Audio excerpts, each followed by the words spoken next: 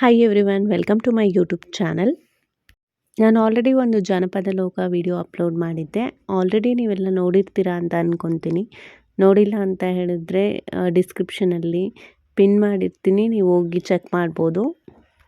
ಕರ್ನಾಟಕನ ಶಿಲ್ಪಕಲೆಗೆ famous ಅಂತಲೇ ಹೇಳ್ಬೋದು. ಹಳೆ ಕಾಲದ ತುಂಬಾ ದೇವಸ್ಥಾನಗಳು ಇಲ್ಲಿ ನಾವು ನೋಡ್ತೀವಿ. ಜಾನಪದ ಲೋಕದಲ್ಲೂ ಅದೇ ಥರ ಶಿಲ್ಪಕಲೆಗೆ ಅಂತಲೇ ಈ ಜಾಗ ಮಾಡಿದ್ದಾರೆ. ಅಂದರೆ ಶಿಲ್ಪ ಮಹಲ್ ಅಂತ, ಅಲ್ಲಿ ಲೋಕಮಹಲ್ ಇಲ್ಲ ಶಿಲ್ಪ ಮಹಲ್ ಅಂತ ಬೋರ್ಡಲ್ಲಿ ಇದನ್ನ, ಅಂದರೆ ದೇವಸ್ಥಾನ ಇರ್ಬೋದು, ಕಂಬಗಳಿರ್ಬೋದು, ಅದೆಲ್ಲನೂ ಕೂಡ ಕೆತ್ತನೆ ಮಾಡಿದ್ದಾರೆ. ದೇವಸ್ಥಾನದ ಒಳಗೆ ಒಂದು ಗಣೇಶ ವಿಗ್ರಹವನ್ನು ಕೂಡ ಇಟ್ಟಿದ್ದಾರೆ.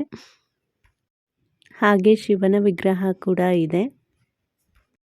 ಪ್ರೀ ವೆಡ್ಡಿಂಗ್ ಶೂಟ್ಸ್ ಇರ್ಬೋದು, ಇಲ್ಲ ವಿಡಿಯೋ ಶೂಟ್ಸ್ಗೆಲ್ಲನೂ ಈ ಜಾಗ ತುಂಬಾ ಚೆನ್ನಾಗಿದೆ. ಹಳೆ ಕಾಲದ ತುಂಬ ದೇವಸ್ಥಾನಗಳನ್ನ ನೀವು ನೋಡಿದ್ರೆ ಅಲ್ಲಿ ರಥಗಳನ್ನೆಲ್ಲ ನೋಡಿರ್ತೀರ ಅಲ್ವಾ. ಇಲ್ಲಿ ನಿಲ್ಲಿಸಿರೋ ಈ ರಥ ನೋಡ್ತಿರ್ಬೋದು ನೀವು. ಇದು ತುಂಬಾ ಹಳೆಯ ರಥ, ಸುಮಾರು ಒಂದು 500 ಇಯರ್ಸ್ ಆಗಿರ್ಬೋದು. ಈ ರಥನ ತುಂಬ ಚೆನ್ನಾಗಿ ಕೆತ್ತನೆ ಮಾಡಿದ್ದಾರೆ. ಇಲ್ಲಿ ಬೋಟಿಂಗ್ ಆಪ್ಷನ್ ಕೂಡ ಇದೆ. ದೊಡ್ಡವ್ರಿಗೆ ಅಂದರೆ 40 ರೂಪಾಯಿ, ಚಿಕ್ಕ ಮಕ್ಕಳಿಗೆ ಅಂತ ಹೇಳಿದ್ರೆ 20 ರೂಪಾಯಿಗೆ ಬೋಟಿಂಗ್ ಆಪ್ಷನ್ ಇದೆ. ನೀರು ಅಷ್ಟೊಂದೆಲ್ಲ ಏನೂ ಚೆನ್ನಾಗಿರಲಿಲ್ಲ. ಈಗ ಪ್ರೆಸೆಂಟ್ಲಿ ಇದೆಯೋ ಹೇಗೋ ಅಂತ ಗೊತ್ತಿಲ್ಲ, ಯಾಕಂದರೆ ನಾವು ಹೋಗಿದ್ದ ಟೈಮಲ್ಲಿ ಯಾರೂ ಅಲ್ಲಿ ಬೋಟಿಂಗ್ ಎಲ್ಲ ಯಾರೂ ಇರಲಿಲ್ಲ. ಆದರೆ ಅಲ್ಲಿ ಬೋರ್ಡೆಲ್ಲನೂ ಹಾಕಿದ್ರು ಬೋಟಿಂಗ್ ಇದೆ ಅಂತ. ನೀರು ಅಷ್ಟೊಂದು ಚೆನ್ನಾಗಿರಲಿಲ್ಲ. ಆದರೆ ಈ ಮುಂಚೆ ನಾನು ಒಂದು ಸಲ ವಿಸಿಟ್ ಮಾಡಿದ್ದೆ, ಅಂದರೆ ಒಂದು 2-3 ಇಯರ್ಸ್ ಬ್ಯಾಕ್ ಅಂತ ಹೇಳ್ತೀನಿ.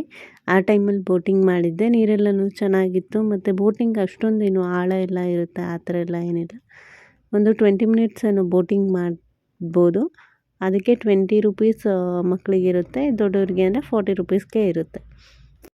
ನಿಮಗೇನಾದರೂ ಇಂಟ್ರೆಸ್ಟ್ ಇದ್ದರೆ ಕುದುರೆ ಗಾಡಿಲೆಲ್ಲ ಹೋಗಬೇಕು ಅಂತ ಹೇಳಿದ್ರೆ ಇಲ್ಲಿ ಕುದುರೆ ಗಾಡಿ ಆಪ್ಷನ್ ಕೂಡ ಇದೆ. ಸ್ಟಾರ್ಟಿಂಗಲ್ಲೇ ನಾನು ಹೇಳಿದ್ದೆ ಪ್ರೀವಿಯಸ್ ವಿಡಿಯೋನಲ್ಲೇ. ಅಂದರೆ ಈ ಥರ 50 ರುಪೀಸ್ ಇಲ್ಲ 100 ರುಪೀಸ್ ತೊಗೋತಾರೆ. ನಮಗೆ ನಡೆಯೋಕ್ಕಾಗಿಲ್ಲ ಅಂತ ಹೇಳಿದ್ರೆ ಈ ಥರ ಕುದುರೆ ಗಾಡಿಯಲ್ಲೇ ನಾವು ಹೋಗ್ಬೋದು. ಫುಲ್ಲು ಜಾನಪದ ಲೋಕ ಫುಲ್ಲೂ ಒಂದು ರೌಂಡ್ ಹೊಡಿಬೋದು. ಸೋಷಿಯಲ್ ಮೀಡಿಯಾದಲ್ಲಿ ನೀವೆಲ್ಲರೂ ನೋಡಿರ್ತೀರ ಹೋಮ್ ಟೂರ್ ಅಂತ. ಇವತ್ತು ನಾನು ಕೂಡ ಹೋಮ್ ಟೂರ್ ಮಾಡೋಕ್ಕೆ ಬಂದಿದ್ದೀನಿ. ಅಂದರೆ ಜಾನಪದ ಲೋಕದಲ್ಲಿ ಡಿಫ್ರೆಂಟ್, ಈಗ ಹಳೆ ಕಾಲದಲ್ಲಿ ಯಾವ್ಯಾವ ರೀತಿ ಮನೆಗಳಿತ್ತು, ಅವರ ವೃತ್ತಿ ಇರ್ಬೋದು, ಇಲ್ಲ ಅಂದರೆ ಅವ್ರಿಗೆ ಬರೋ ಇನ್ಕಮ್ಮು, ಮತ್ತು ಅವ್ರಿಗೆ ಅನುಕೂಲಕ್ಕೆ ತಕ್ಕಂತೆ ಯಾವ ರೀತಿ ಮನೆಗಳನ್ನ ಕಟ್ಕೊಂಡಿದ್ರು, ಏನೇನೆಲ್ಲ ಇತ್ತು ಆ ಮನೆಯಲ್ಲಿ ಅನ್ನೋದನ್ನ ನಾನು ನಿಮಗೆ ತೋರಿಸ್ತಾ ಇದ್ದೀನಿ. ಮೊದಲಿಗೆ ಈಗ ನೋಡ್ತಾ ಇರೋದು ಜೇನು ಕುರುಬರ ಮನೆ.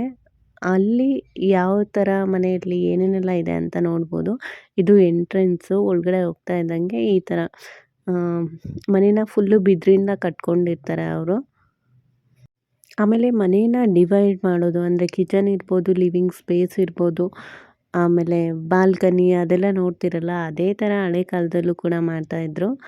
ನೋಡ್ತಾ ಇರ್ಬೋದು, ಇದು ಕಿಚನ್ನು. ಒಲೆನ ಮಾಡ್ಕೊಂಡಿದ್ದಾರೆ, ಮಣ್ಣಿನ ಒಲೆ ಅದು. ಆಮೇಲೆ ಇಲ್ಲಿ ನೋಡ್ತಿದ್ದೀರಾ ನೋಡಿ, ಮಂಚನೂ ಕೂಡ ಅವರು ಬಿದಿರಿಂದನೇ ಮಾಡ್ಕೊಂಡಿದ್ದಾರೆ.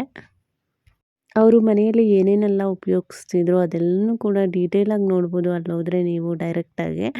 ಆಮೇಲೆ ಅಲ್ಲಿ ಅವ್ರದ್ದು ಯಾವ ಥರ ಡ್ರೆಸ್ ಕೋಡ್ ಎಲ್ಲನೂ ಫಾಲೋ ಮಾಡ್ತಾಯಿದ್ರು. ಅವ್ರ ದೇವ್ರ ಈಗ ಆಚರಣೆಗಳೆಲ್ಲ ಯಾವ ಥರ ಇತ್ತು ಅದೆಲ್ಲನೂ ಕಂಪ್ಲೀಟಾಗಿ ತೋರಿಸಿರ್ತಾರೆ.